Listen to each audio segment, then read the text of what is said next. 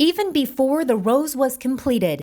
Some people are saying sort of the greenest building in the country right now. It's one of the greenest multifamily buildings in the country that is also affordable housing in Minneapolis. We had to design for 22 degrees below zero, and we had to design for up to 100 degrees. They went for the toughest building certification program out there, the Living Building Challenge. We sometimes call it LEED on steroids. In a rigorous climate and a challenging neighborhood on a limited budget. For us to be able to accomplish what we did on our dime in a building that people are living in 24/7, it is very remarkable.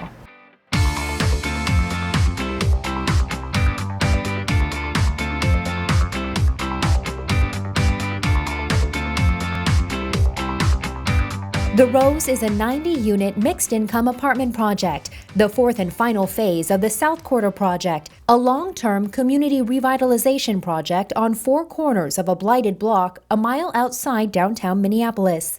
Affordability and sustainability was a part of each phase. Even though we were making some pretty remarkable strides, it wasn't having the dramatic impact on utility conservation and some of the other components, the health components that we had thought. They would seek the Living Building Challenge, the most stringent sustainability standard for the Rose. One of the reasons why I almost didn't go with the Living Building Challenge was because when I looked at the first few projects, often they were $300 to $500 a square foot. We really set our mark at about $140 a square foot. One of the goals of the Rose is to achieve net zero energy. If you look on average, multifamily buildings use 119 kBTUs per square foot. So that's the energy use intensity, the EUI. So think of that 119 on your way down to get to net zero. The team looked at simple and creative ways to keep costs down. Well, we were really smart on energy modeling. You know, we really looked at the orientation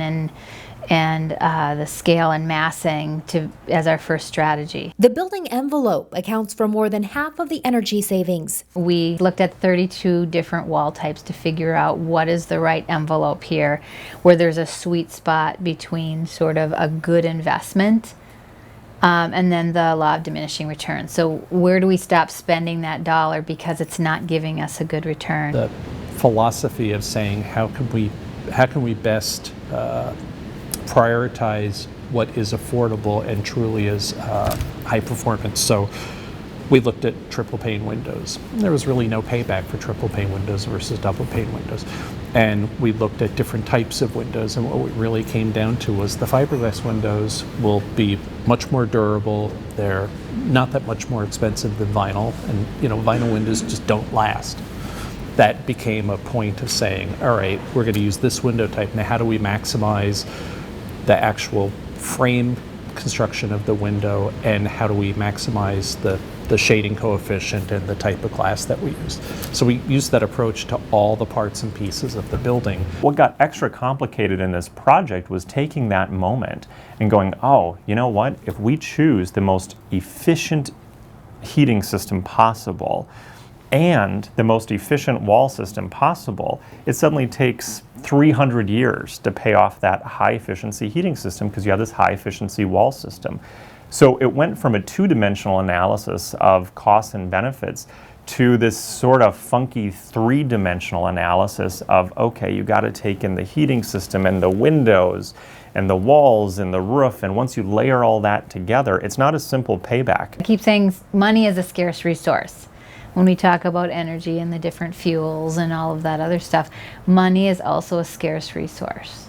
And so if we think about it like that, at some point throwing money at it erodes creativity, and it certainly erodes equity. So was the case when it came down to what materials to use on the building. Our strategy on the materials was really that we would hold as fast and strong more in the units because that's where people spend 90% of their time and babies are crawling, and that's where people are getting most exposure. Secondary in the common areas. About half of the units are market rate, the other half are affordable, ranging from homes for the formerly homeless to workforce families below medium income. South Quarter was really looking at integration. We wanted to make sure there's places for social connectedness. So we have a couple community rooms, community kitchen, we have a yoga studio, we have an exercise room. We have a 5,000 square foot community garden. The Rose as designed is at a 28 energy use intensity, including electrical generation either on site or to be purchased from a solar farm. Most of what is calculated within that final 28 EUI where we're at today is plug loads, people, and their stuff. So resident engagement will be important. Today, we really only have half the information. We know what we're putting in the building. We know what we've designed.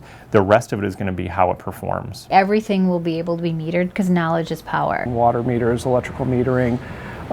We're putting in smart thermostats, other things like that we can actually be telling people what they're doing and what their behaviors are like and saying, you know, so we're hoping that we can actually engage them into a more meaningful process about what it actually means to save energy. Our mantra here, even though we're using the Living Building Challenge as our framework, that we have our own value system that we integrated. And that was about practicality and replicability, and that it's affordable to the masses. That if we're creating boutique projects that are one-offs and that we can't do, or that people can't afford, well then we're missing the whole point of sustainability. And so we do believe we have a real model here, financially and otherwise, that will help move the market.